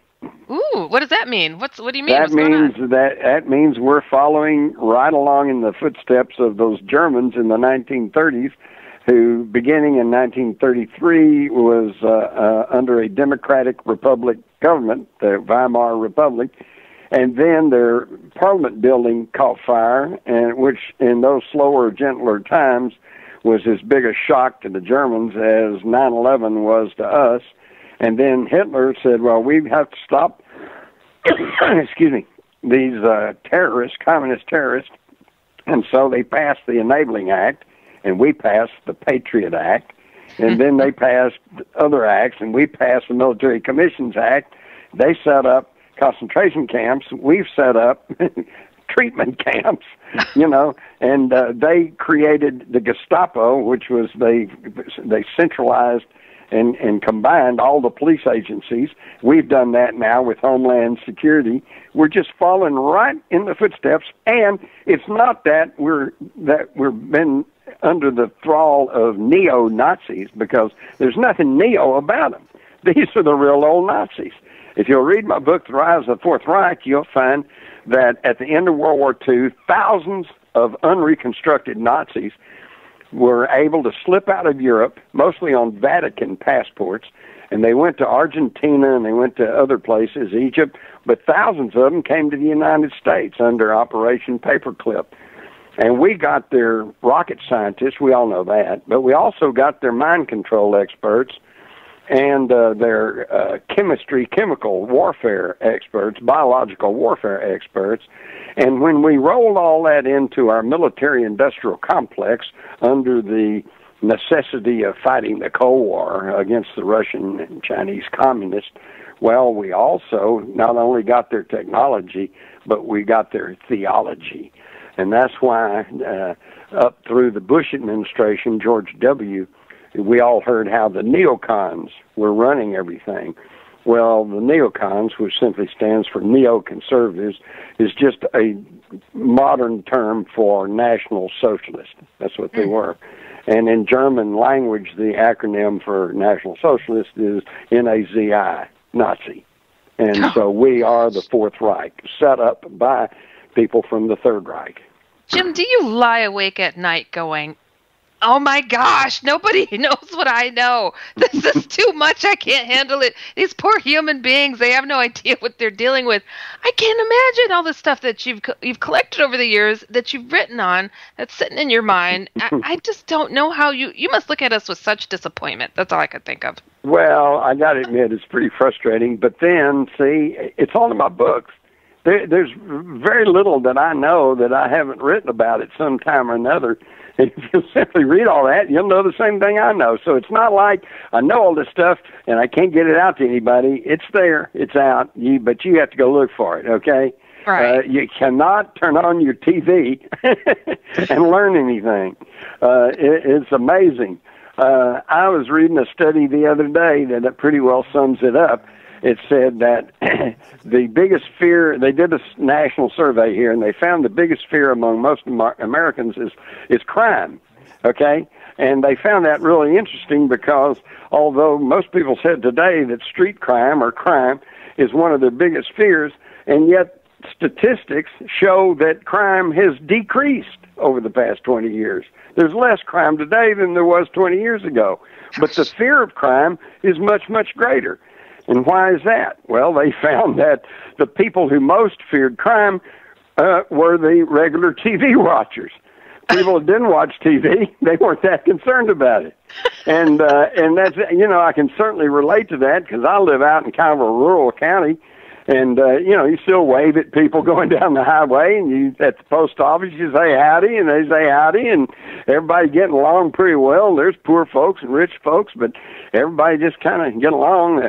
The crime is pretty low, a few burglaries now and then, and occasional robbery, but not enough to worry about, so, life personally is pretty good, and yet you go on TV, you watch the news day in, day out, and pretty soon you're paranoid. Oh, that makes sense, though. I mean, they paint a picture for us. They really do. Yeah. I mean, when I lived in Australia, the news was forever changing. Here, the news repeats every 30 minutes, the same stuff rehashed. I'm exactly. Like, there's more going on in the world. And I've literally had people tell me, I guess there's just not that much to report on, Heidi. I think that's why they repeat it. I said, no, we are not being told the whole picture. They're busy repeating and ingraining it in your head, the same picture over and over, what they'd like. And it's sad. It's really crazy. Oh, it's nuts is what it is. But luckily, it is shifting because what used to be the mainstream media is fast becoming the alternative media because various polls have shown that the distrust of the mainstream media, the networks and the cable companies, they're all going down, while the what used to be called the alternative media, like Heidi's show, is going up. Okay. Yeah. And so, and these big corporate bosses can't seem to understand why. But to me, it's real simple. If you tell the truth, people respond to it. True. That's quite true. And it's like sometimes, I don't know. I love the fact that you like to have a sense of humor about some of the heavy stuff that you dish out. And I think that really helps things to sink in people's heads. I love humor. And I'm like, I know how to clear a room when I want to. But it's like when I want people to really get stuff, sometimes it's okay to be just yourself and crack a few jokes and carry on, Yeah. Well, you know what? I think that's what separates the humans from the non-humans. I believe it. I've talked to so many people who claim to have had these experiences with other folks, and one of the things that comes across is they just don't have the sense of humor we have. And so y'all remember that, and if you ever get taken up in the ship, just kill them with kindness and laughter, because they don't quite get it.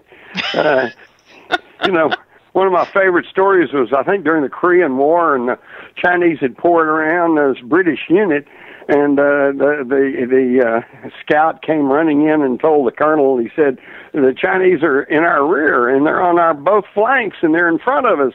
And typical stiff upper lip Brit says, well, they shan't get away from us this time. So, it's that kind of laughing in the face of death that the aliens just don't get. Oh, gosh, that's funny. And so all the sourpusses of the world are aliens. Apparently so. Okay. Yeah, I actually hadn't thought about it that much, but I think that would be a good rule of thumb. If you can find somebody who's full of laughter and fun and joking and all like that, you can pretty much count they're not an alien. Cool. All right. Well, hey, I'm as human as they come because I love laughter. It heals all wounds. It really does. And it wounds all heals. Depends on who's in the joke, I guess. But that's, I mean, honestly, so that's very interesting. We're talking about what these aliens are doing, these non-humans, and how they're ruling the world. And what did Kennedy know? They're trying to. I'm not even sure they're actually running the world. I think their world is that's a pretty. There's not enough of them, is there? Not enough of them. They're certainly trying, though. Oh, well, hey, good luck to them. But see, that's a good, hopeful sign right there. Yeah. Don't forget that never forget, there's more of us than there are of them. That's what if we just get our act together, and we don't even have to have some kind of violent revolution. All we got to do is just stand up and say, no. Hey, come on, let's go attack Iran. No. I like that. Let's up taxes. No. Now, how did Kennedy tie into the alien phenomenon? What did he know? Okay, that's really interesting. First off, you go back to the Roswell crash, and there is a report that has now leaked out called the Interplanetary Phenomenon Unit, which sounds pretty strange, and yet that's been confirmed. There was such a group, and they were, I think, already suspecting because of the Foo Fighters and because of other experiences with UFOs going back into the 1800s. I think they were already aware that something was going on, and they were trying to keep tabs on it. So they wrote this whole report about Roswell, and they even cited that there were 2 landing sites, and apparently it could have been a hit and skip over into Corona where it hit again. But it was very, very correct. And at the very end of this report, it said, very few members of Congress know anything about this. It said, but we understand that Representative John F. Kennedy of Massachusetts knows about this. Apparently, he had a source next to the Secretary of the Air Force. So according to this report that was done in 1947 when Kennedy was just a representative, he, among all those congressmen, were one of the few who actually knew that Roswell was real and that involved extraterrestrials. Wow. Okay, so then we come up and he gets, it was kind of a fluke. He got elected by one of the most narrow margins in U.S. history, and he beat Richard Nixon out, who was the favored. But he takes office, and then we find out that in the fall of '63, October the 11th, I think the document was, shows that he issued an order to the CIA demanding the head of the CIA turn over all UFO records to the White House. And he set a date of February the 1st, 1964. Okay, so he was pushing to reveal the UFO situation to the American people. In fact, he was quoted, I quote him in my book Crossfire, I believe, by a guy named Bill Holden, who was a loadmaster for Air Force One. And he told the story that they were over Europe at the time that Kennedy was over there making his famous Berlin speech. And he said Kennedy was actually pretty approachable, and something came up about there were some UFO sightings, and it was in the media over there. And so he just turned to Kennedy and said, Mr. President, what do you think about the UFO thing? And he said, Kennedy looked at him and as seriously as could be and said, I'd like to tell the people about the alien situation, but my hands are tied.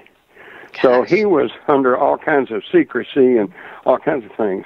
Then there's the story of the 2 guys from Area 51 who did not have access to some of the darker regions of lower levels there, where they claim that there's maybe UFOs and aliens and all kinds of stuff. But they did eat in the same lunchroom with some of the German scientists, paperclip scientists, who were there working on these things. And they said in the fall of '63, these German scientists were all laughing, saying that the president was going to come visit, and and the attitude seemed to be, we'll give him the usual song and dance, nothing here, Mr. President, and he'll go away. And they said, though, that after Kennedy visited, he said these scientists were just, in an uproar, and they were angry, and they said that Kennedy had threatened to cut their budgets, and what I see there is that they tried to give him the old dog and pony show, nothing here, Mr. President, but he, because of his knowledge from 1947, knew better and said, you guys are lying to me, I'm going to cut your budgets and we're going to straighten this thing out. So there's another straw that may have broken the camel's back that led to his assassination. And then, of course, you've got Marilyn Monroe, who told some close friends that she was upset. She felt like she'd been jilted by the Kennedy boys, and she said she was threatening to hold a news conference and reveal secrets that Kennedy had told her. And the very first thing she mentioned was that he had been to a secret air base, read Area 51, and had viewed things from space. Wow. So when you put all this together, I think you can see that Kennedy, over and above all the other modern presidents, knew that there was a real a reality to the UFO situation, and apparently was trying to take steps to bring that to the public. That, and of course, keep in mind that in June of 1963, he ordered the issuance of $6.2 billion in federal and Treasury notes backed by silver. In other words, he bypassed the Federal Reserve System and issued United States notes, becoming the second president in U.S. history to issue interest-free money. That's money that we didn't borrow from the international bankers. And the other president who did that was Abraham Lincoln, who issued greenbacks to finance the war between the states. And Heidi, I don't think it was just sheer coincidence that both of those presidents were shot in the head in public. My goodness. You think it was the same alien aiming for him? I don't know. I'm just kidding. But that's wild. They don't have to. They're not going to show themselves doing stuff like that. There's too many patsies running around. They always find some idiot to do stuff. I mean, look at all this stuff today. You know, now they're priming these Muslim idiots to go out and go into Middle America and stab people and chop people's heads off and stuff. It's like, what? Terrible. That's terrible. What? What is with that? Yeah, I don't know. There's so much. You can always find somebody you can brainwash. Yeah, that's true. That's true. It seems to be the norm, and you know, it's like if we don't understand what's being read between the lines to us, we never go looking for it. And right. I mean, gosh, they did it to make people buy popcorn back in the day. Why wouldn't they do it with other stuff? Well, hey, I think you're old enough to. Do you remember watching TV in the 50s and 60s when most of the shows were westerns? Oh, remember all the old westerns that were on? I wasn't alive back then, but I do like westerns. Well, then you probably are well aware that in so many of those westerns, you know, it was the kindly old banker who turns out is behind the rustlers gangs that are rustling the cattle and trying to run the landowners off their property because the banker knows the railroad's coming through, you know, and he wants to buy it up cheap so he'll own everything. You know, I mean, that was a standard plot device. Yeah. So, and yet, when it happens in real life, and when these bankers are behind wars and threats of wars and pandemics and all kinds of weird stuff, nobody seems to stop and think, well, wait a minute, who actually is benefiting from all of this? All right. Oh, goodness. You know what, Jim? I hear in your voice and everything that you do and all your books that you write, it's just this drive to try to help your fellow man to open their freaking eyes. Yeah. I mean, it's like it just claws at you. I mean, what else is getting you up in the morning if it's not to try to educate people? Well, I try to tell everybody your mind is like a parachute, okay? It works better when it's open. Or you might splatter on the ground, right? That's right. Crash and burn. Goodness. I mean, it's such a difficult task. I'm not a revolutionary, and you know, in fact, if the mafia runs the country, and everybody understands that, and that's okay with them, well, then who am I to say anything about it? You know, I simply want people to know what the truth is, so they can make intelligent decisions. Because I don't care how smart you are, or how brilliant you are. If you're operating with incomplete or worse yet, erroneous information, you'll never be able to make a correct decision on anything. Yeah, that's quite true. That's quite true. What would be your lasting impression that you'd like people to know about everything that you've collected over the years and everything that you've written on? I mean, as far as, I mean, it seems to be like the biggest question and the biggest string puller that seems to be consistent are the alien hands involved in everything. Am I right? Yeah, right. Well, you know, in fact, they did in my book, Occulted History, I make mention of this 2011 study by the Swiss Institute, and they studied 43,000 multinational corporations. And of that, it all devolves down to about 1,300 that control everything, and of that 1,300, in turn, are controlled by about 20 banks. Now, that's an intense concentration of power in the world, so there's really no question about that.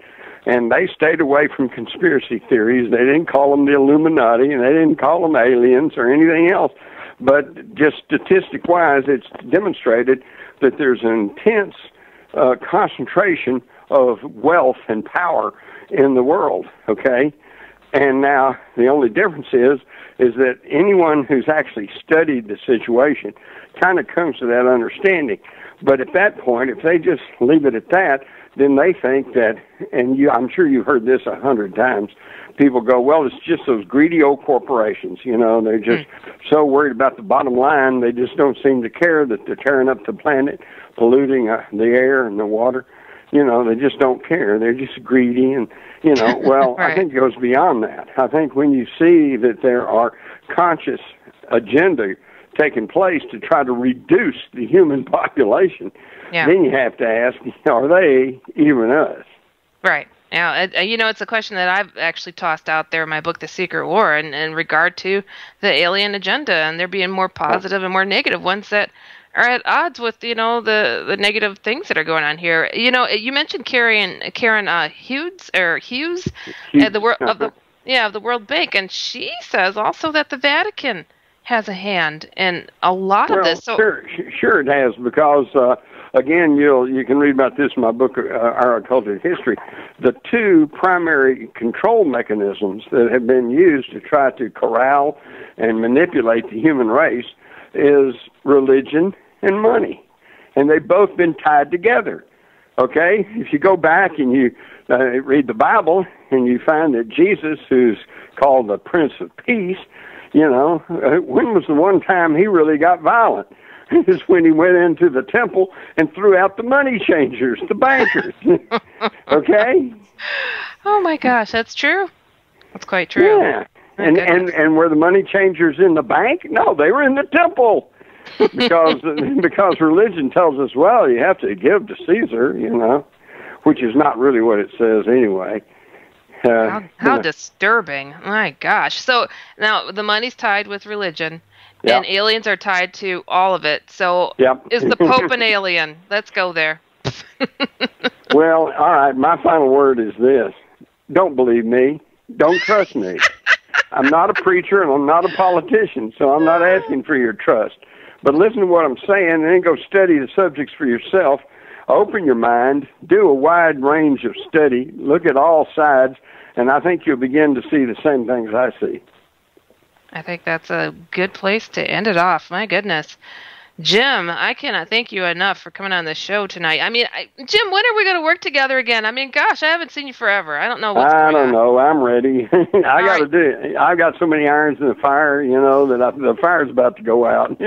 Oh, my gosh. You know, I understand. It's like, for me, it's like the passion for these topics. If I could do it in my sleep, I would. I mean, it's just something that burns in me to do no matter what. And it's like, I'm just going to keep on keeping on. And I have to say you're an inspiration to do that because, you know, you're making a difference out there. I don't know if you knew this or not, but I just had to tell you that. Well, every now and then I hear from somebody and they go, you know, I can't watch the news anymore in the same way after reading your stuff because I see what's going on between the lines, you know?